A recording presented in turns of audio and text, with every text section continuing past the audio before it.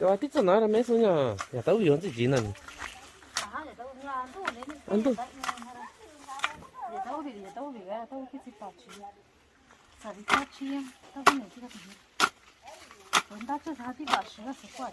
sao đó nhỉ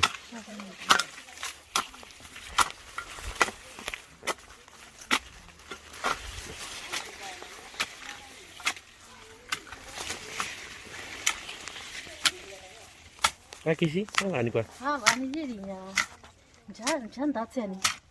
năm đã tiền ở đây nhớ cái gì không ở đây nhớ là ngủ cái chân nó nhớ rồi chứ nhớ ở quê đấy anh đi vào nhà tích tụi nó nhà tao bị rồi gì nhà tao quản tí đuôi về của hắn na cũ rồi và làm ta như cái gì thì thôi nào tôi cho cái mình đã chạy rồi đó mấy cái gì ta chỉ là thì sao cô ta đi ta cho nó quên ta chỉ đi cho số là giờ tới như thế cái này làm cái cái này tao chỉ tao dùng công tiền anh chế tao được quá nó cũng tí giờ số chắc là người cá cái này nó là mấy số mấy rồi cái gì đó có cái gì của tụi nó càng gì nữa cái sao này cũng tụi nó này thế à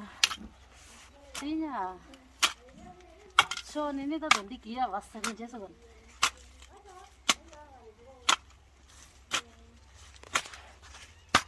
sao nó bảo cái gì đó chỉ biết sao là sao ấy thì rồi giờ tao nghe cái này chỉ cả cái gì nó cái gì 이제 안 달아든 이제 안 달아 근데 아니면 또 쓰지 쟤 찐으로 찌찌가 라지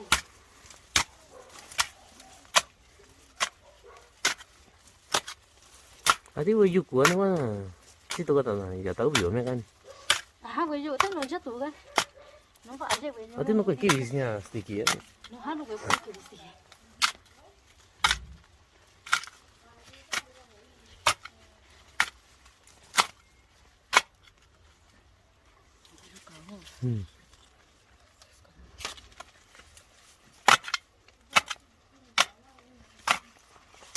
sao nó bảo cái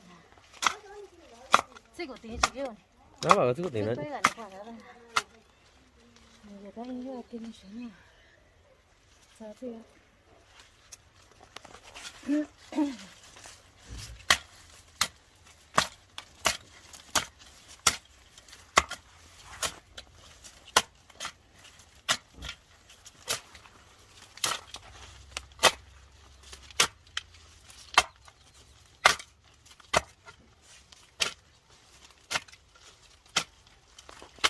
아니 맛있어 나 지금 빠다 luôn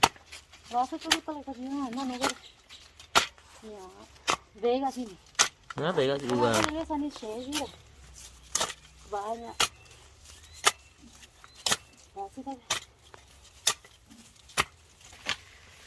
저서 남아라냐 안 내서 야 더비요 안 도는 지 지도나 야 땅이 지야 더비 안 도네 도네 이제 땅이 ra sao ra ngoài giờ đâu ta được cái gì đâu vậy ta nô tôi đi rồi ta nô thế cả tôi này anh gặp qua à hả ta nô cô bị quá nói nữa thì ta chỉ thì cái gì vậy vậy ta nô à hả nó thì tôi nói cô tôi sao này ta ta này nó thì ta chỉ đi tôi luôn thì cả tôi nói chính thì không à vậy và cái là quả này chưa tôi xử lý được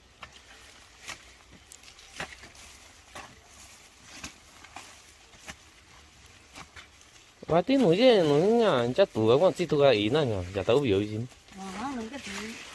sáng giờ tụi nhà thì cứ cho xong tụi nhà càng cái ta ba rồi ta ba cái gì tụi chắc chỉ tụi ra nha mấy số giờ tới nha giờ tao biểu chi này nè cái chi cái nhà chỉ tụi giờ tới đi chơi có cái tụi nhà thì cái tụi này có cái nào chỉ tụi cái chẳng sao mấy số giờ tới mấy số giờ tao biểu à ủa quản lý thì quản có cái tụi nào cũng được tụi có cái nào cũng được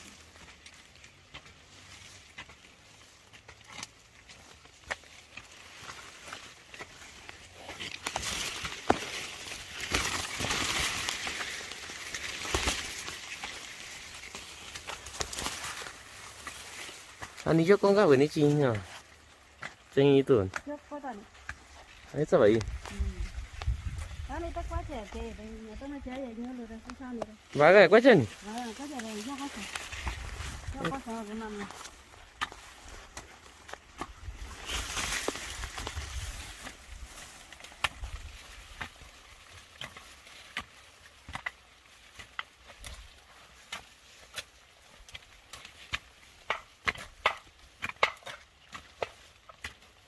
chắc bộ đó thích thì à tao hủy rồi gì đó bà cái sao chung mình nha cái cá xong tôi sao chung cái cá đấy sao chứ Đi ra chơi đâu. à anh sao chứ Đi tan ra đi. thì không sao Để ta chơi đâu 왔어. nó sửa ra này chứ cái tay nhà chi nhỉ ta tăng cái gì cái gì nhỉ ta tăng à cô chú à trời nhà sĩ ở chạy gì ta tăng gì ta tăng à à đi xuống cái nhỉ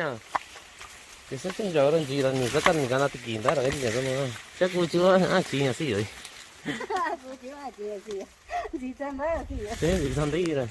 Gì tan đấy gì. Đây cái.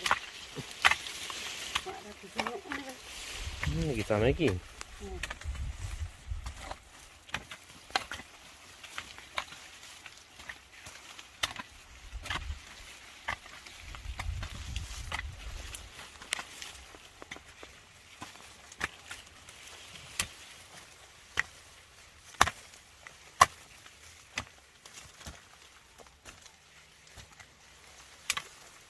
사람과 과대를 하러 가는 게 좋아. à cũng thế sao chứ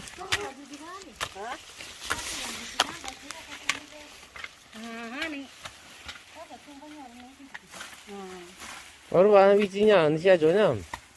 xoay nhà bà sao chứ nó bị nốt từ đó bà ăn nhà bà sao chứ